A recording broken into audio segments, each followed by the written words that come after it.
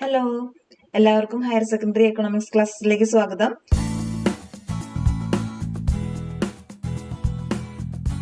ഇന്നത്തെ ക്ലാസ്സിൽ നമ്മൾ ഇന്ത്യൻ എക്കോണമിയിലെ 4ാമത്തെ ചാപ്റ്ററായ പോവർട്ടിയാണ് പഠിക്കുന്നത്. 3rd ചാപ്റ്റർ ടീച്ചർ ഓൾറെഡി എടുത്തിട്ടുണ്ടായിരുന്നു, കംപ്ലീറ്റ് ആക്കിയതാണ്. പ്രീവിയസ് ഇയർ ക്വസ്റ്റ്യൻസ് ഒക്കെ നമ്മൾ ഡിസ്കസ് ചെയ്തിരുന്നു. അപ്പൊ നമുക്ക് 4ാമത്തെ ചാപ്റ്ററിൽ എന്താണ് പഠിക്കാനുള്ളത് നോക്കാം. പ്രധാനമായിട്ടും introduction and who are the poor, how are poor people identified, number of poor in India, what causes poverty, policies and programs towards poverty alleviation programs, a critical assessment and conclusion. ഇത്രയും കാര്യങ്ങളാണ് ഈ ചാപ്റ്ററിൽ പറയുന്നത്. അതായത് ദാരിദ്ര്യം എന്താണ്, ദരിദ്രരായിട്ടുള്ള ആളുകളെ നമുക്ക് എങ്ങനെ ഐഡന്റിഫൈ ചെയ്യാം, അതുപോലെ എന്തൊക്കെയാണ് ദാരിദ്ര്യത്തിനുള്ള കാരണങ്ങൾ, അതിനുവേണ്ടി ഗവൺമെന്റ് ദാരിദ്ര്യ നിർമ്മാർജ്ജനത്തിന് വേണ്ടി നടപ്പിലാക്കിയ പദ്ധതികൾ എന്തൊക്കെയാണ്, അതുപോലെ അതിന്റെ ഒരു ക്രിട്ടിക്കൽ അസസ്മെന്റ്. ഇത്രയും കാര്യങ്ങളാണ് നമ്മൾ ഈ ചാപ്റ്ററിൽ പഠിക്കുന്നത്. ഓക്കെ, ഇനി എന്താണ് ദാരിദ്ര്യം എന്ന് പറഞ്ഞാൽ നമ്മൾ ഒരുപാട് കേട്ടിട്ടുള്ള ഒരു വാക്കാണ് അല്ലെ, ദാരിദ്ര്യം എന്ന് പറയുന്നത്. എന്താണ് ദാരിദ്ര്യം എന്നുള്ളതുകൊണ്ട് ഉദ്ദേശിക്കുന്നത്? മീനിങ് ഓഫ് പോവർട്ടി എന്താണ്? Poverty is A socio economic issue. Poverty means the inability of man to meet the basic amenities like food, shelter and cloth in his life. എന്താണ് ദാരിദ്ര്യം എന്ന് പറഞ്ഞാൽ? ഇതൊരു സാമൂഹിക സാമ്പത്തിക പ്രശ്നമാണ് ദാരിദ്ര്യം എന്ന് പറയുന്നത്. ഇത് ദാരിദ്ര്യം എന്ന് പറഞ്ഞാൽ മനുഷ്യ ജീവിതത്തിൽ മനുഷ്യന് അത്യാവശ്യമായിട്ടുള്ള സാധനങ്ങളാണ് എന്തൊക്കെ? ഭക്ഷണം, പാർപ്പിടം, വസ്ത്രം. നമ്മൾ ചെറിയ ക്ലാസ്സിൽ പഠിച്ചിട്ടുള്ളതാണ് അല്ലെ. ഒരു മനുഷ്യന് അത്യാവശ്യമായിട്ടുള്ള സാധനങ്ങൾ എന്തൊക്കെയാണ്? ഭക്ഷണം, പാർപ്പിടം, വസ്ത്രം, ഇതൊക്കെയാണ്. ഇതൊന്നും ലഭ്യമല്ലാത്ത അവസ്ഥയാണ് നമ്മൾ എന്ത് പറയുക? ദാരിദ്ര്യം എന്ന് പറയാം. ക്ലിയർ ആയല്ലോ? അതിന്റെ ഡെഫിനേഷൻ നിങ്ങൾ പഠിക്കണം. ചില ക്വസ്റ്റ്യൻ പേപ്പറുകളിൽ എസ് എ ക്വസ്റ്റ്യന്റെ കൂടെ സബ് ക്വസ്റ്റ്യൻ ആയിട്ട് അല്ലെങ്കിൽ 2 മാർക്കിനും പോവർട്ടിയുടെ ഡെഫിനേഷൻ ചോദിക്കാറുണ്ട്. സോ എന്താണ് പോവർട്ടി എന്ന് ചോദിച്ചു കഴിഞ്ഞാൽ, poverty means the inability of a man to meet the basic amenities like food, shelter and cloth in his life. Clear ആയല്ലോ? ഇനി എന്താ ഈ പോവർട്ടി പലതരത്തിലുണ്ട്. ദാരിദ്ര്യത്തിന് ക്ലാസിഫിക്കേഷനോ അല്ലെ, അതെന്താന്ന് നോക്കാം നമുക്ക്. അബ്സല്യൂട്ട് പോവർട്ടി എന്നും റിലേറ്റീവ് പോവർട്ടി എന്നും നമുക്ക് ദാരിദ്ര്യത്തിനെ 2ആയി തിരിക്കാം. ഇതിന്റെ മലയാളം വാക്കുകൾ വരുന്നത് കേവലവും ആപേക്ഷികവുമായ ദാരിദ്ര്യം എന്നാണ് കേട്ടോ. അപ്പൊ എന്താണ് ഇതെന്ന് നോക്കാം. Poverty can be used in 2 census, absolute and relative poverty. Poverty in absolute sense means the lack of minimum needs like food, shelter and cloth of a man in his life. നമ്മൾ നേരത്തെ പോവർട്ടിയുടെ ഡെഫിനിഷനിൽ പറഞ്ഞ കാര്യം തന്നെയാണ് absolute പോവർട്ടിയിൽ വരുന്നത്. അതായത് lack of minimum needs life, അതായത് ഒരു മനുഷ്യന്റെ മിനിമം അവശ്യ വസ്തുക്കളായ സാധനങ്ങളുടെ ഇല്ലായ്മ. അതായത് ഭക്ഷണം, shelter and cloth of a man in his life, ഒരു മനുഷ്യന്റെ ജീവിതത്തിൽ ആവശ്യമായ കാര്യങ്ങൾ അല്ലെ. പാർപ്പിടം, വസ്ത്രം, ഭക്ഷണം, ഇതൊന്നും ഇല്ലാത്ത അവസ്ഥയാണ് നമ്മൾ എന്ത് പറയാ? അബ്സല്യൂട്ട് പോവർട്ടി എന്ന് പറയുന്നത്. അപ്പൊ എന്തായിരിക്കും റിലേറ്റീവ് പോവർട്ടി എന്ന് പറയുന്നത്? Relative poverty means poverty in comparative sense. For example, Indians are more poor than Americans in their standard of living. Here the poverty is in relative sense. അതായത് മറ്റുള്ളവരുമായിട്ട് compare ചെയ്തിട്ട് ദാരിദ്ര്യത്തെ നിർവചിക്കുക. അതാണ് ആപേക്ഷിക ദാരിദ്ര്യം അല്ലെങ്കിൽ റിലേറ്റീവ് പോവർട്ടി കൊണ്ട് ഉദ്ദേശിക്കുന്നത്. നോക്കൂ, ആപേക്ഷിക ദാരിദ്ര്യം എന്താണെന്ന്. ആപേക്ഷിക ദാരിദ്ര്യം എന്നാൽ താരതമ്യേന എന്ന അർത്ഥത്തിലാണ് ദാരിദ്ര്യം ഇവിടെ വരുന്നത്. ഉദാഹരണത്തിന്, ഇന്ത്യക്കാർ അവരുടെ ജീവിത നിലവാരത്തിൽ അമേരിക്കക്കാരേക്കാൾ ദരിദ്രരാണ്. നമ്മളെ കമ്പാരിസൺ നടത്തിയിരിക്കുകയാണ്. ആരെയായിട്ട്? അമേരിക്കക്കാരെയായിട്ട്. അപ്പൊ അമേരിക്കക്കാരെ കമ്പയർ ചെയ്യുമ്പോൾ നമ്മൾ അവരെക്കാളും ദരിദ്രാവസ്ഥയിൽ ജീവിക്കുന്നവരാണ് എന്നാണ് ഇതിന്റെ അർത്ഥം. അപ്പോൾ ദാരിദ്ര്യത്തിന് നമ്മളിവിടെ 2 രീതിയിൽ നിർവചിച്ചു. എന്താണ്? Absolute and relative. അതായത് കേവലവും ആപേക്ഷികവുമായിട്ട് നിർവചിച്ചിട്ടുണ്ട്. കേവല ദാരിദ്ര്യം അല്ലെങ്കിൽ അബ്സല്യൂട്ട് പോവർട്ടി എന്ന് പറഞ്ഞാൽ എന്താണ് അർത്ഥം? മനുഷ്യന്റെ ഭക്ഷണം, പാർപ്പിടം, വസ്ത്രം തുടങ്ങിയ അത്യാവശ്യ വസ്തുക്കൾ ലഭിക്കാത്ത അവസ്ഥയാണ് കേവല ദാരിദ്ര്യം അല്ലെങ്കിൽ അബ്സല്യൂട്ട് പോവർട്ടി എന്ന് പറയുന്നത്. റിലേറ്റീവ് പോവർട്ടി എന്ന് പറഞ്ഞാൽ അല്ലെങ്കിൽ ആപേക്ഷിക ദാരിദ്ര്യം എന്ന് പറഞ്ഞാൽ മറ്റുള്ളവരുമായി താരതമ്യം ചെയ്ത് ദാരിദ്ര്യത്തെ നിർവചിക്കുക. അതാണ് എന്ത്? റിലേറ്റീവ് പോവർട്ടി അല്ലെങ്കിൽ ആപേക്ഷിക ദാരിദ്ര്യം. ഇനി എന്താണ് ദാരിദ്ര്യത്തിന്റെ ലക്ഷണങ്ങള്? ഏതൊരു കുട്ടിക്കും പറയാൻ പറ്റുന്ന ഒരു ഉത്തരാണ് അല്ലെ, ദാരിദ്ര്യത്തിന്റെ ലക്ഷണങ്ങൾ. വിശപ്പ് തന്നെ, ഹങ്കർ ആൻഡ് സ്റ്റാർവേഷൻ, പട്ടിണി, lack of literacy and skill, അതായത് നിരക്ഷരരായിട്ടുള്ളവര്, അതുപോലെ കഴിവുകളില്ലാത്തവര്, ഇൽ ഹെൽത്ത് ആൻഡ് സിക്നസ്, രോഗാവസ്ഥ, മാൽന്യൂട്രീഷൻ, പോഷകവസ്തുക്കളില്ലാത്ത അവസ്ഥ, അൺഎംപ്ലോയ്മെന്റ്, തൊഴിലില്ലായ്മ, ഇതെല്ലാം ഇതിന്റെ ലക്ഷണങ്ങളാണ്, ദാരിദ്ര്യത്തിന്റെ ലക്ഷണങ്ങളാണ്. ഇനി എന്താണ് ഇതിനൊക്കെയുള്ള കാരണം? ഈ ഒരു അവസ്ഥ ഉണ്ടാവാനുള്ള കാരണങ്ങൾ എന്താണ്? Social economic inequality. അതായത് സാമൂഹിക സാമ്പത്തിക രാഷ്ട്രീയ അസമത്വം. സാമൂഹികമായിട്ടും സാമ്പത്തികമായിട്ടും രാഷ്ട്രീയപരമായിട്ടുമുള്ള അസമത്വങ്ങൾ എല്ലാവരും ഒരുപോലെ അല്ല കാണുന്നത് അല്ലെ. ആ ഒരു അസമത്വം നിലനിൽക്കുന്നത് ഇതിന് കാരണമാണ്, ദാരിദ്ര്യത്തിന്. ദെൻ അൺഎംപ്ലോയ്മെന്റ്, തൊഴിലില്ലായ്മ ഒരു പ്രധാന കാരണമാണ്. സോഷ്യൽ എക്സ്ക്ലൂഷൻ, സാമൂഹിക ഒറ്റപ്പെടൽ, സമൂഹത്തിൽ ഒറ്റപ്പെടുത്തുക. അതുപോലെ lack of income and asset, വരുമാനത്തിന്റെ കുറവ്, സ്വത്തിന്റെ അഭാവം, ഇതെല്ലാം ദാരിദ്ര്യത്തിന് കാരണമാണ്. ലോ ക്യാപിറ്റൽ ഫോർമേഷൻ, കുറഞ്ഞ മൂലധന സ്വരൂപണം. ദെൻ ലാക്ക് ഓഫ് ഇൻഫ്രാസ്ട്രക്ചർ, അടിസ്ഥാന സൗകര്യങ്ങളുടെ കുറവ്. ഇൻഡെപ്റ്റഡ്നെസ്, കടബാധ്യത. Backwardness of agriculture and industry, കാർഷിക മേഖലയുടെയും വ്യവസായത്തിന്റെയും പിന്നോക്കാവസ്ഥ. ദെൻ ഓവർ പോപ്പുലേഷൻ, ജനസംഖ്യാ വർധനവ്. ലാക്ക് ഓഫ് സോഷ്യൽ വെൽഫെയർ, സാമൂഹിക ക്ഷേമത്തിന്റെ അഭാവം. ഇതെല്ലാം എന്തിന് കാരണമാണ്? ദാരിദ്ര്യത്തിന്റെ കാരണങ്ങളാണ്. അപ്പൊ എന്തൊക്കെയാണ് ദാരിദ്ര്യത്തിന്റെ പ്രധാന കാരണങ്ങൾ? ഇത് ഇമ്പോർട്ടന്റ് ക്വസ്റ്റ്യൻ ആണ്, 4 മാർക്കിനൊക്കെ ചോദിക്കാറുള്ള ചോദ്യമാണ് കേട്ടോ. 4-5 മാർക്കിന് എക്സാമിന് ചോദിക്കാറുണ്ട്. സാമൂഹിക സാമ്പത്തിക രാഷ്ട്രീയ അസമത്വം, തൊഴിലില്ലായ്മ, സാമൂഹിക ഒറ്റപ്പെടൽ, വരുമാനത്തിന്റെയും ആസ്തിയുടെയും അഭാവം, കുറഞ്ഞ മൂലധന സ്വരൂപണം, അടിസ്ഥാന സൗകര്യങ്ങളുടെ അഭാവം, കടബാധ്യത, കൃഷിയുടെയും വ്യവസായത്തിന്റെയും പിന്നോക്കാവസ്ഥ, ജനസംഖ്യാ വർധനവ്, സാമൂഹ്യക്ഷേമത്തിന്റെ അഭാവം. ഇത്രയും ആണ് എന്തിനുള്ള കാരണങ്ങള്? ദാരിദ്ര്യത്തിനുള്ള കാരണങ്ങൾ. ഇനി നമ്മൾ എപ്പോഴും ഇതുപോലെ പോവർട്ടി എന്നുള്ള പോലെ തന്നെ നമ്മൾ കേട്ടിട്ടുള്ള ഒരു വാക്കാണ് ദാരിദ്ര്യരേഖ അല്ലെങ്കിൽ പോവർട്ടി ലൈൻ. നമുക്ക് റേഷൻ കാർഡിൽ തന്നെ ഉണ്ട് അല്ലെ, BPL APL. അതെന്തിന്റെ അടിസ്ഥാനത്തിലാണ് ഈ BPL APL എന്ന് ക്ലാസിഫൈ ചെയ്യുന്നത്? എബവ് പോവർട്ടി ലൈനും ബിലോ പോവർട്ടി ലൈനാണ് APL BPL എന്ന് പറയുന്നത്. ഓക്കെ, അപ്പൊ എന്താ ഈ പോവർട്ടി ലൈൻ എന്ന് വെച്ചാൽ നോക്കിയേ. Poverty can be measured by poverty line. ദാരിദ്ര്യത്തിനെ നമ്മൾ അളക്കുന്നത് ഈ ഒരു സ്കെയിൽ വെച്ചിട്ടാണ്. ഇൻ പ്രീ ഇൻഡിപെൻഡന്റ് ഇന്ത്യ, അതായത് സ്വാതന്ത്ര്യത്തിന് മുമ്പ് Dadabhai Naoroji was the first to discuss the concept of poverty line. ആരാണ് പോവർട്ടി ലൈനിനെ പറ്റി ആദ്യമായിട്ട് ഡിസ്കസ് ചെയ്ത ആള്? ദാദാബായ് നവറോജി ആണ് കേട്ടോ. ഇങ്ങനെ ഒരു ചിന്ത വന്നത്, ദാരിദ്ര്യരേഖ എന്നുള്ളൊരു ചിന്ത ആദ്യമായിട്ട് അവതരിപ്പിച്ചത് ദാദാബായ് നവറോജി ആയിരുന്നു. He used the concept of jail cost of living index. ഈ ഒരു മെത്തേഡാണ് അദ്ദേഹം പോവർട്ടിയെ മെഷർ ചെയ്യാനായിട്ട് ഉപയോഗിച്ചത്. അതായത് ജയിലിൽ ജീവിക്കുന്ന ആളുകളുടെ കോസ്റ്റ് ഓഫ് ലിവിംഗുമായിട്ട് കമ്പയർ ചെയ്തിട്ട് പോവർട്ടി ലൈനിനെ എക്സ്പ്ലെയിൻ ചെയ്യാനാണ് ശ്രമിച്ചത്. Poverty line can be defined in terms of calories intake of the people. അതായത് വ്യക്തികൾക്ക് ലഭിക്കുന്ന കലോറിയുടെ അടിസ്ഥാനത്തിൽ പോവർട്ടി ലൈനിനെ നിർവചിക്കുന്നു. അതെങ്ങനെയാണ്?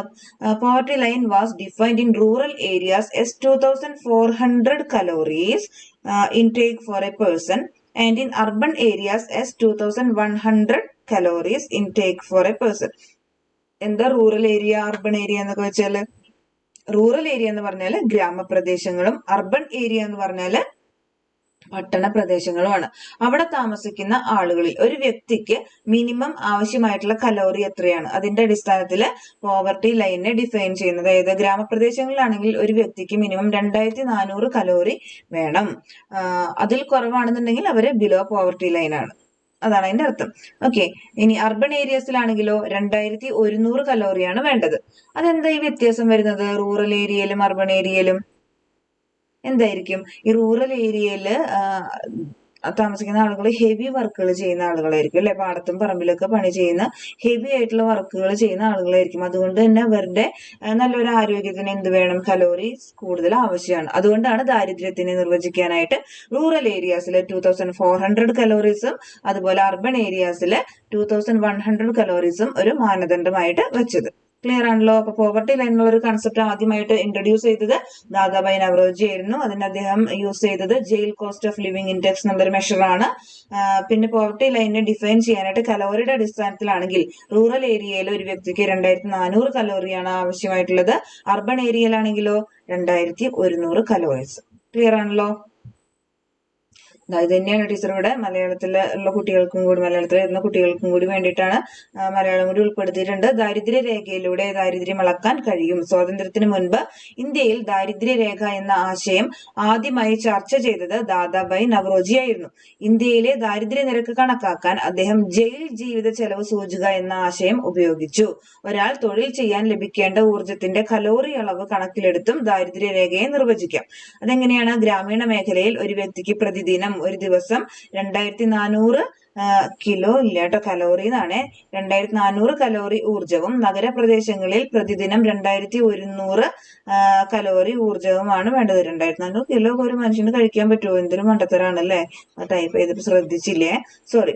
ഇത് അടിസ്ഥാനമാക്കിയാണ് ദാരിദ്ര്യരേഖയെ നിർവചിച്ചിരിക്കുന്നത്. ഓക്കെ, ഇനി നമുക്ക് ദാരിദ്ര്യരേഖ, അതായത് ഇവിടെ ഒരു കറുത്ത വര കണ്ടോ, ഈ രണ്ട് ചിത്രത്തിലും കാണാം അല്ലെ, ഇതാണ് പോവർട്ടി ലൈൻ. നിങ്ങൾ പരീക്ഷയ്ക്ക് ദയവ് ചെയ്ത് ആ കറുത്ത വരയാണ് പോവർട്ടി ലൈൻ എഴുതി വെക്കരുത്. ഇതൊരു നമുക്ക് തിരിച്ചറിയാൻ വേണ്ടിയിട്ട് അത് ഡാർക്കൺ ചെയ്ത് കൊടുത്തിരിക്കുന്നതേ ഉള്ളൂ. അതായത് പോവർട്ടി ലൈനിന്റെ താഴെയുള്ളവര് എങ്ങനെ ക്ലാസിഫൈ ചെയ്യാം? Absolutely poor, very poor, poor, അതായത് കേവല അല്ലെങ്കിൽ സമ്പൂർണ്ണമായിട്ടും ദരിദ്രർ, വളരെ ദരിദ്രർ, ദരിദ്രരായിരിക്കും. പോവർട്ടി ലൈനിന്റെ മുകളിലുള്ളവരാണെങ്കിൽ നോട്ട് സോ പുവർ, അത്ര ദരിദ്രരാവില്ല. അതുപോലെ middle class families, then upper middle class, ഉപരിമധ്യവർഗം, ദ റിച്ച്, ധനികർ, ദ വെരി റിച്ച്, വളരെ ധനികർ, മില്യനേഴ്സ്, കോടീശ്വരന്മാർ, ബില്യനേഴ്സ്, ശതകോടീശ്വരന്മാർ, ഇവരൊക്കെ ഏതാണ്? APL കാറ്റഗറിയിൽ വരുന്നതാണ്. എബവ് പോവർട്ടി ലൈൻ ആണ്. Absolutely poor, very poor, poor, ഇവരോ ബിലോ പോവർട്ടി ലൈനിലും വരുന്നവരാണ്. പിന്നെ ഈ ഡയഗ്രം നിങ്ങൾ പഠിച്ചു വെക്കണം. ഇത് 1-2 തവണ എക്സാമിന് ചോദിച്ചിട്ടുണ്ട്. അപ്പൊ ഇനി നമുക്ക് ചോദിക്കാൻ സാധ്യത കൂടുതലാണ്, കാരണം നമ്മുടെ ചാപ്റ്റേഴ്സ് ഒക്കെ വെട്ടിക്കുറച്ചതുകൊണ്ട് ഓരോ ചാപ്റ്ററിൽ നിന്നും ചോദിക്കാവുന്ന പരമാവധി ചോദ്യം എക്സാമിന് ഉണ്ടാവും. അപ്പൊ നിങ്ങളിത് മറക്കാതെ വരച്ച് പഠിക്കണം കേട്ടോ. അപ്പൊ നോക്കുക, എന്താണ് പോവർട്ടി ലൈനിന്റെ ഒരു പിക്ചർ ഫോർമാറ്റ് ആണ് ഇവിടെ കാണുന്നത്. ഇവിടെ കാണാം പലതരത്തിൽ അതിന് ക്ലാസിഫിക്കേഷൻ വന്നിട്ടുണ്ട് അല്ലെ. The chronic poor, transient poor and non poor. ദാരിദ്ര്യം വിട്ടുമാറാത്തവരെയാണ് ക്രോണിക് പുവർ എന്ന് പറയുന്നത്. അതെന്താന്ന് നോക്കൂ, ഈ ഫസ്റ്റ് ഡയഗ്രം നോക്കി, ഈ 2 ഡയഗ്രം അല്ലെ. ആദ്യത്തെ ഡയഗ്രം, ഈ ലൈനാണ് പോവർട്ടി ലൈൻ, ഈ നേർരേഖയാണ് പോവർട്ടി ലൈൻ എന്ന് പറയുന്നത്. ഇതിന്റെ താഴെ കണ്ടോ, ഈ ഗ്രാഫ് ഇങ്ങനെ കയറി ഇറങ്ങി വരുന്നുണ്ട്. പക്ഷെ ഈ പോവർട്ടി ലൈനിന് മുകളിലോട്ട് പോകുന്നില്ല. അതിന്റെ അർത്ഥം എന്താണ്? പോവർട്ടി ബിലോ പോവർട്ടി ലൈൻ ആണ് അല്ലെ, ഓൾവേസ് പുവർ ആയിട്ടുള്ള ആൾക്കാരാണ്. ഇനി നോക്കി, ഇവിടെ ആണ്ടിലൊരിക്കൽ എന്നുള്ള പോലെ കുറച്ചൊന്ന് ബെറ്റർ ആയിട്ട് പോവർട്ടി ലൈനിന് മുകളിലേക്ക് വന്നിട്ടുണ്ട്. പക്ഷെ കൂടുതൽ സമയം എങ്ങനെയാണ്? യൂഷ്വലി ഒരു ദാരിദ്ര്യാവസ്ഥയിൽ തന്നെയാണ്. ഈ രണ്ടും കൂടി ചേർന്നതിനെ നമ്മൾ പറയുന്നതാണ് എന്ത്? ക്രോണിക് പുവർ, ദാരിദ്ര്യം വിട്ടുമാറാത്തവർ, ക്രോണിക് പുവർ. ഇനി അടുത്ത ഡയഗ്രാംസ് നോക്കൂ. ഇവിടെ ഒരു സൈക്ലിക്കൽ രൂപത്തിൽ അല്ലെ, പോവർട്ടി ലൈനിന് മുകളിൽ പോവും, താഴെ പോവും, മുകളിൽ പോവും, താഴെ പോവും, ഇങ്ങനെ തിരമാല പോലെ പോയിക്കൊണ്ടിരിക്കുകയാണ്. അതിനെ ചർണിങ് പുവർ എന്നാണ് പറയാ കേട്ടോ. ഇനി വേറൊരു ഇതുകൊണ്ട് ഒക്കേഷണലി പുവർ. ഇതെന്താ? ദാരിദ്ര്യരേഖയ്ക്ക് താഴെ വളരെ അപൂർവമായിട്ട് മാത്രം വരുന്നത്. ഇവിടെ വന്നതിന്റെ നേരെ ഓപ്പോസിറ്റ്, യൂഷ്വലി പുവറിന്റെ നേരെ ഓപ്പോസിറ്റ് ആണ് ഒക്കേഷണലി പുവർ, വളരെ അപൂർവമായിട്ട് മാത്രം ദാരിദ്ര്യാവസ്ഥയിലേക്ക് പോകുന്നവര്. അപ്പൊ ഈ രണ്ടും കൂടി ചേർന്ന് വരുന്നതിനെ നമ്മൾ എന്ത് പറയും? ട്രാൻസിയന്റ് പുവർ, ക്ഷണിക ദരിദ്രർ എന്ന് പറയും. ഓക്കെ, ഇനി ലാസ്റ്റ് കേസ് നോക്കൂ, നെവർ പുവർ അല്ലെ, അവർക്ക് ഒരിക്കലും ദാരിദ്ര്യാവസ്ഥയിലേക്ക് പോകുന്നേ ഇല്ല. അവരുടെ ഗ്രാഫ് എപ്പോഴും എങ്ങനെയാണ്? പോവർട്ടി ലൈനിന്റെ മുകളിലാണ്. അപ്പൊ ഈ പോവർട്ടി ലൈനിന്റെ അല്ലെങ്കിൽ പോവർട്ടിയുടെ കണ്ടീഷൻസിനെ ഗ്രാഫിക്കലി നിങ്ങളോട് ചെയ്യാൻ പറഞ്ഞു കഴിഞ്ഞാൽ നിങ്ങൾ ഈ ഡയഗ്രാണ് കാണിക്കേണ്ടത്. ഇപ്പോൾ ചർണിങ് പുവർ അല്ലെങ്കിൽ chronic poor and transient poor graphically വരച്ച് കാണിക്കാൻ പറഞ്ഞു കഴിഞ്ഞാൽ നമ്മൾ ഈ ഗ്രാഫ് വരച്ച് കാണിച്ചാൽ മതിയാവും. ഓക്കെ, ഇത് കണ്ടിട്ടുള്ളത്. ഇനി measurement of poverty in India, എങ്ങനെയാണ് ദാരിദ്ര്യത്തിനെ അളക്കുന്നത് ഇന്ത്യയിലെ? The number of poor is estimated as the proportion of people below the poverty line is known as head count ratio. എന്താണ്? ദാരിദ്ര്യരേഖയ്ക്ക് താഴെയുള്ള ആളുകളുടെ എണ്ണവും ജനസംഖ്യയും തമ്മിലുള്ള അനുപാതം. അതാണ് ദരിദ്രരുടെ എണ്ണം കണക്കാക്കാനുള്ള മെത്തേഡ്. ഇതിനെ എന്താണ് പറയുന്നത്? തലയെണ്ണൽ അനുപാതം അല്ലെങ്കിൽ ഹെഡ് കൗണ്ട് റേഷ്യോ എന്നാണ് പറയുന്നത്. ഏതംശം എന്താണ്? ദാരിദ്ര്യരേഖയ്ക്ക് താഴെയുള്ള ആളുകളുടെ എണ്ണവും, അതായത് BPL ആയിട്ടുള്ള ആളുകളുടെ എണ്ണവും ഒരു രാജ്യത്തിന്റെ ജനസംഖ്യയും തമ്മിലുള്ള അനുപാതമാണ് ദാരിദ്ര്യം കണക്കാക്കാനുള്ള ഒരു മെത്തേഡ് എന്ന് പറയുന്നത്. ഇനി head count ratio is declining in our nation, നമ്മുടെ രാജ്യത്ത് ദാരിദ്ര്യാവസ്ഥ കുറഞ്ഞു വരുന്നുണ്ടെന്നാണ് പറയണേ. In 1973-74 more than 321 million people were below the poverty line. 1973-74 കാലഘട്ടങ്ങളിൽ 321 ദശലക്ഷത്തിലധികം ആളുകൾ എങ്ങനെയായിരുന്നു? ദാരിദ്ര്യാവസ്ഥയ്ക്ക് താഴെയായിരുന്നു. India's poverty rate has decline gradually. ഇന്ത്യയുടെ ദാരിദ്ര്യാവസ്ഥ പതുക്കെ കുറഞ്ഞു വരുന്നുണ്ട്. Recent our poverty rate is 24%. നമ്മുടെ ജനസംഖ്യയുടെ 24% ഇപ്പോഴത്തെ ദാരിദ്ര്യാവസ്ഥ എന്നാണ് പറയുന്നത്. Poverty rate is higher in rural areas. കൂടുതലും ദരിദ്രരെ കാണുന്നത് എവിടെയാണ്, അല്ലെങ്കിൽ ദാരിദ്ര്യാവസ്ഥ നമുക്ക് കാണപ്പെടുന്നത് എവിടെയാണ്? ഗ്രാമപ്രദേശങ്ങളിലാണ്. More than 3/4 of the poor in India reside in village. അതായത് ദരിദ്രരുടെ 3/4 എവിടെയാണ്? ഗ്രാമപ്രദേശങ്ങളിലാണ്. Then UP, Uttar Pradesh, Madhya Pradesh, Bihar, West Bengal, Orissa account for 70% of India's poor. ഇന്ത്യയില് ദരിദ്രരുള്ളതില് അതിൽ 70% ഏത് സംസ്ഥാനങ്ങളിലാണ്? ഉത്തർപ്രദേശ്, മധ്യപ്രദേശ്, ബീഹാർ, വെസ്റ്റ് ബംഗാൾ, ഒറീസ എന്നീ സംസ്ഥാനങ്ങളിലാണ് കൂടുതലും ദരിദ്രരെ കാണുന്നത്. Urban poverty arises due to the migration of people from rural to urban. നമ്മൾ പറഞ്ഞു റൂറൽ പോവർട്ടി ഉണ്ട്, അർബൻ പോവർട്ടി ഉണ്ട്. ഈ പട്ടണ പ്രദേശങ്ങളിലെ ദാരിദ്ര്യാവസ്ഥ കാണാൻ കാരണം എന്താണ്? Migration of people from rural to urban. ഗ്രാമപ്രദേശങ്ങളിൽ നിന്ന് ഈ കുടിയേറി വരുന്നവരുണ്ടാവും, പട്ടണ പ്രദേശങ്ങളിലേക്ക് കുടിയേറി വരുന്നവരുണ്ടാവും. അപ്പോ അവിടെ ദാരിദ്ര്യാവസ്ഥ വരുന്നു. അതിനെന്തായിരിക്കും കാരണം? ഗ്രാമങ്ങളിൽ നിന്ന് പട്ടണത്തിലേക്ക് വന്നു കഴിഞ്ഞാൽ അവര് പട്ടിണിയാവോ? മേ ബി ആയേക്കാം. കാരണം അവർക്ക് ഗ്രാമങ്ങളിൽ ചെയ്യുന്ന തൊഴിലുകൾ ഉണ്ടാവും. ഇവർക്ക് പട്ടണത്തിലേക്ക് വരുമ്പോൾ ആ തൊഴിൽ കിട്ടിയെന്ന് വരില്ല അല്ലെ? അപ്പൊ അവർക്ക് അവിടെ ദാരിദ്ര്യം നേരിടേണ്ടി വന്നേക്കാം. അങ്ങനെയാണ് പട്ടണ പ്രദേശങ്ങളിൽ ദാരിദ്ര്യാവസ്ഥ ഉണ്ടാകുന്നത്. ക്ലിയർ ആയല്ലോ? അതിന്റെ തന്നെ മലയാളം വെർഷനാണ് കേട്ടോ. ഇതിന്റെ നോട്ട്സ് വേണമെങ്കിൽ നിങ്ങൾ പോസ്റ്റ് ചെയ്തിട്ട് എഴുതിയെടുത്തോളൂ.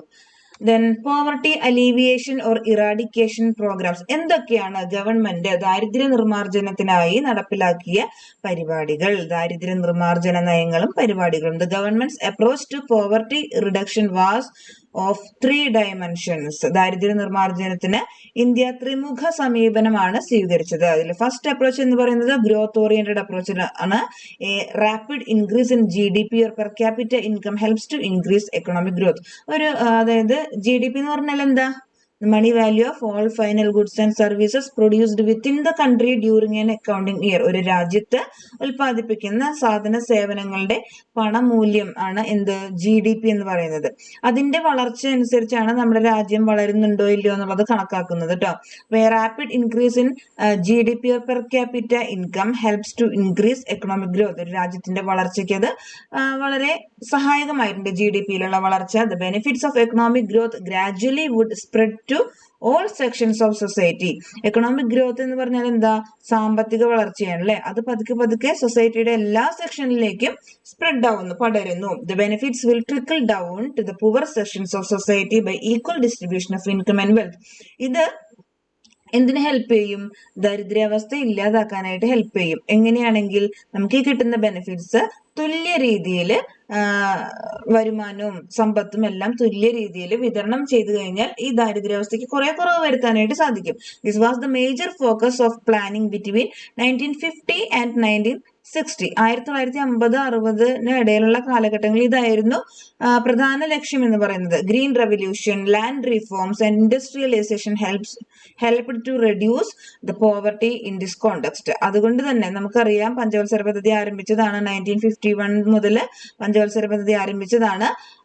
അവിടെ ഫസ്റ്റ് 5 year പ്ലാനിൽ അഗ്രികൾച്ചർ സെക്ടറിനും സെക്കൻഡ് 5 year പ്ലാനിൽ ഇൻഡസ്ട്രിയൽ സെക്ടറിനാണ് കൂടുതൽ പ്രാധാന്യം കൊടുത്തത്. അതിന്റെ ഭാഗമായിട്ട് ദാരിദ്ര്യത്തിന്റെ അവസ്ഥയിൽ കുറെ മാറ്റങ്ങൾ വരുത്താൻ സാധിച്ചു എന്നാണ് പറയുന്നത്.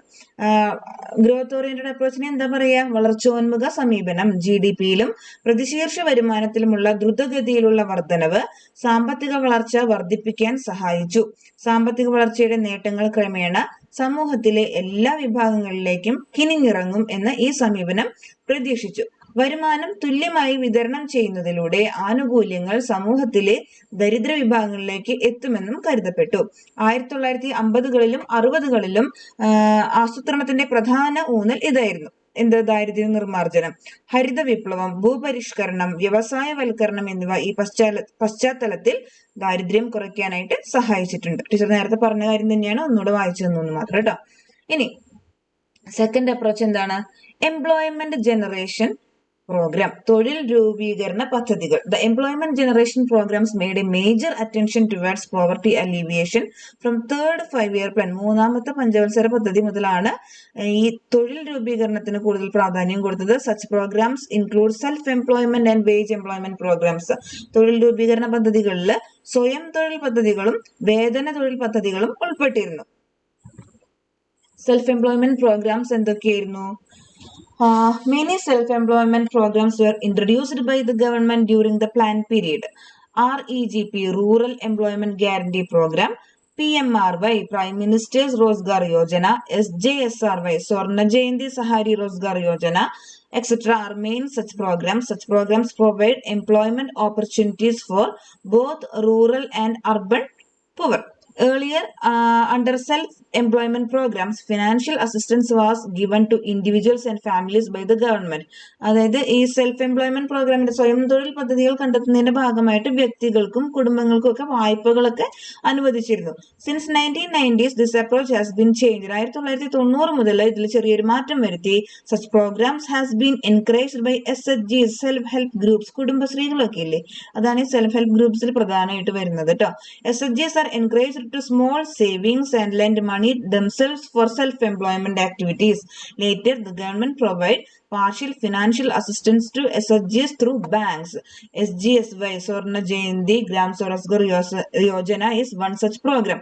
നമ്മളിപ്പോ ഇത് കുടുംബശ്രീ പദ്ധതിയെ പറ്റി നിങ്ങൾക്ക് പറഞ്ഞു തരേണ്ട ആവശ്യം ഉണ്ടാവില്ല. കാരണം മിക്ക കുട്ടികളുടെയും പാരന്റ്സും ഒക്കെ ഈ കുടുംബശ്രീ യൂണിറ്റുകളിലൊക്കെ ഉണ്ടാവും. അപ്പൊ അവിടെ അമ്മമാരോടൊക്കെ ചോദിച്ചാൽ പറഞ്ഞുതരും അവിടെ നടക്കുന്ന പ്രവർത്തനങ്ങൾ എന്തൊക്കെയാണ്. അതുപോലെ ബാങ്കുകൾ അവർക്ക് ഒരുപാട് ആനുകൂല്യങ്ങൾ കൊടുക്കുന്നുണ്ട് പ്രവർത്തനങ്ങൾ ചെയ്യാനായാലും ഓരോരോ പദ്ധതികളൊക്കെ സ്റ്റാർട്ട് ചെയ്യാനായിട്ടൊക്കെ. സ്വയം തൊഴിൽ പദ്ധതികളിൽ പദ്ധതി കാലയളവിൽ നിരവധി സ്വയം തൊഴിൽ പദ്ധതികൾ സർക്കാർ അവതരിപ്പിച്ചു. അതിൽ പ്രധാനപ്പെട്ടതാണ് REGP, PMRY, SGSRY തുടങ്ങിയവ. ഇത്തരം പദ്ധതികൾ ഗ്രാമീണ നഗര ദരിദ്രർക്ക് തൊഴിലവസരങ്ങൾ നൽകുന്നു. നേരത്തെ സ്വയം തൊഴിൽ പദ്ധതികൾ പ്രകാരം വ്യക്തികൾക്കും കുടുംബങ്ങൾക്കും ധനസഹായം ഗവൺമെന്റ് നൽകിയിരുന്നു. എന്നാൽ 1990 മുതൽ ഈ സമീപനം മാറ്റി ഇപ്പൊ ഈ പദ്ധതികൾക്ക് സാമ്പത്തിക സഹായം സ്വയം സഹായ സംഘങ്ങളിലൂടെയാണ് നൽകി വരുന്നത്. അത്തരത്തിലുള്ള ഒരു പ്രോഗ്രാമിന് ഉദാഹരണം ഏതാണ്? സ്വർണ ജയന്തി ഗ്രാം സ്വരോസ്ഗർ യോജന. ഒരു 1 വേർഡ് ക്വസ്റ്റ്യൻ ആയിട്ട് നമുക്ക് വേണമെങ്കിൽ പ്രതീക്ഷിക്കാം. പിന്നെ ഈ ഒരു മെത്തേഡ് ഉണ്ടല്ലോ, അതായത് self employment and wage employment programme, food security programme and social security programmes. അതായത് പോവർട്ടി അലീവിയേഷൻ പ്രോഗ്രാംസ് ഏതൊക്കെയാണെന്ന് ചോദിച്ചാൽ ഈ 3 ഹെഡിങ്ങിൽ വരുന്ന കുറെ പദ്ധതികളുണ്ട്. അത് ടെക്സ്റ്റിൽ വിശദമായിട്ടുണ്ട്. അതിന്റെ പേരുകൾ നിങ്ങൾ നിർബന്ധമായും പഠിക്കണം. ഈ ഒരു ക്വസ്റ്റ്യൻ ഇല്ലാത്ത ക്വസ്റ്റ്യൻ പേപ്പർ കാണൽ ചുരുക്കമായിരിക്കും. അതുകൊണ്ട് ഒരു എസ്സേ ക്വസ്റ്റ്യൻ ആയിട്ട് നിങ്ങൾ നിർബന്ധമായിട്ടും ഈ ചോദ്യത്തിന്റെ ഉത്തരം പഠിച്ചിരിക്കണം. Okay. Then wage employment programme. നമ്മൾ സെൽഫ് എംപ്ലോയ്മെന്റ് പ്രോഗ്രാം ആണ് പറഞ്ഞത്. വേജ് എംപ്ലോയ്മെന്റ് പ്രോഗ്രാം ആണ് ഇനി പറയുന്നത്. The government has a variety of programs to generate wage employment for the poor. NFWP, National Food for Work Program, and SGRY, Sampurna Gramin Rozgar Yojana are such 2 programs. In 2005, the government passed a new act to generate wage employment for the rural poor. 2005 government പുതിയൊരു പദ്ധതി ആരംഭിച്ചു. The act is known as NREG Act 2005. ഈ act അറിയപ്പെടുന്നത് NREG Act 2005 എന്നാണ്. This act assures 100 days wage employment for rural poor households in a year. എന്താ അതിന്റെ അർത്ഥം? 100 ദിവസം തൊഴിൽ ഉറപ്പാണ്. ഇപ്പൊ പദ്ധതി ഏതാന്ന് മനസ്സിലായോ? തൊഴിലുറപ്പ് പദ്ധതി. അത് തന്നെ, 100 ദിവസം അവർക്ക് തൊഴിലുറപ്പാണ്. 365 ദിവസങ്ങളിൽ 100 ദിവസത്തെ ജോലി ഗവൺമെന്റ് എന്തായാലും കൊടുത്തിരിക്കും. MNREGP, Mahatma Gandhi national rural employment guarantee programme, was implemented by the government to support this act. Government നടപ്പിലാക്കിയ പദ്ധതിയാണിത്. അതിന്റെ പേരെന്താണ്? Mahatma Gandhi national rural employment guarantee programme എന്നാണ് അതിന്റെ ഇപ്പോഴത്തെ പേര്. In Kerala this programme is referred to as തൊഴിലുറപ്പ് പദ്ധതി. ഇതാ നമ്മൾ പറഞ്ഞില്ലേ ഇപ്പൊ തന്നെ. The poor people are ready to work at minimum wage assured by the government under this programme. എന്താ ഇതിന്റെ ഒരു ഗുണം? ഗവൺമെന്റ് ഒരു മിനിമം വേജ് ഇതിന് ഫിക്സ് ചെയ്തിട്ടുണ്ട്. അത് പ്രകാരം 100 ദിവസം ഈ വ്യക്തി ജോലി ചെയ്തു കഴിഞ്ഞാൽ ആ എമൗണ്ട് അവർക്ക് കിട്ടും. തൊഴിലുറപ്പാണ് 100 ദിവസത്തെ. അതാണ് തൊഴിലുറപ്പ് പദ്ധതി എന്ന് പേര് വരാൻ തന്നെ കാരണം അല്ലെ. അപ്പൊ ഇത് ഓർക്കണം. Mahatma Gandhi national rural employment guarantee programme എന്നാണ് ഈ പദ്ധതിയുടെ പേര് എന്നുള്ളത് നിങ്ങൾ മറക്കരുത്. കേരളത്തിലെ തൊഴിലുറപ്പ് പദ്ധതി എന്നാണ് പറയുന്നത്. NREG ആക്ട് 2005 പ്രകാരമാണ് ഇത് നടപ്പിലാക്കിയത്. ഓക്കെ. ഇനി provide minimum basic amenities to the people. അതില് പറയുന്നത് എന്താന്ന് വെച്ചാൽ provide food grains at subsidy rate, food security programmes ഉണ്ടല്ലോ, അതാണ് provide food grains at subsidy rate. അതായത് സബ്സിഡി നിരക്കിൽ ഭക്ഷ്യസാധനങ്ങൾ നൽകുക. സപ്ലൈകോ ഒക്കെ വഴി നമുക്ക് വില കുറവിന് കിട്ടില്ലേ സാധനങ്ങൾ. Yes. Provide education, health, water supply, sanitation facilities to the people. പിന്നെന്താ, ജനങ്ങൾക്ക് വിദ്യാഭ്യാസം, ആരോഗ്യം, ജലവിതരണം, ശുചിത്വ സൗകര്യങ്ങൾ നൽകുക. മിഡ് ഡേ മീൽ സ്കീം, ഉച്ചഭക്ഷണ പദ്ധതി. ഇംപ്രൂവ് പബ്ലിക് ഡിസ്ട്രിബ്യൂഷൻ സിസ്റ്റം, പൊതുവിതരണ സംവിധാനം മെച്ചപ്പെടുത്തുക. എന്താ പൊതുവിതരണ സംവിധാനം? റേഷൻ കടകൾ. Promote social security programmes like various pensions, health insurance scheme etcetera. വിവിധ പെൻഷനുകൾ, ആരോഗ്യ ഇൻഷുറൻസ് പദ്ധതികൾ തുടങ്ങിയ സാമൂഹ്യ സുരക്ഷാ പദ്ധതികൾ പ്രോത്സാഹിപ്പിക്കുക. ഇതൊക്കെയാണ് അടുത്തൊരു ആക്ടിവിറ്റി എന്ന് പറയുന്നത്. അപ്പോ ഇതില് ഈ ഫോക്കസ് ഏരിയയിലെ പോയിന്റില് ഒരുപാട് ഡീറ്റെയിൽ ആയിട്ട് ഉണ്ടാവില്ല. ഈ ക്വസ്റ്റ്യന്റെ ആൻസർ നിങ്ങൾ എന്തായാലും ടെക്സ്റ്റിൽ തന്നെ നോക്കി പഠിക്കുക. 3 ടയർ സിസ്റ്റം എന്നൊക്കെ ഇത് പറയും. അതുപോലെ പോവർട്ടി എലിവേഷൻ പ്രോഗ്രാംസ് എന്താണെന്ന് ചോദിച്ചാൽ self employment and wage employment programmes, food security programmes, social security programmes. ഈ 3 ഹെഡിങ്ങിന്റെ കീഴിൽ വരുന്ന ചെറിയ ചെറിയ ടോപ്പിക്കുകളുണ്ട്. അതായത് സെൽഫ് എംപ്ലോയ്മെന്റിന്റെ ഇതിൽ വരുന്നത് ടീച്ചർ പറഞ്ഞുതരാം. SGSY, സ്വർണ്ണ Jayanti gram Swarozgar Yojana, Pradhan Mantri Rozgar Yojana, rural employment generation programme, Swarna Jayanti Sahari Rozgar Yojana, Jawahar Rozgar Yojana, Nehru Rozgar Yojana, national rural employment guarantee programme. ഇതെല്ലാം എംപ്ലോയ്മെന്റ് പ്രോഗ്രാംസ് ആണ്.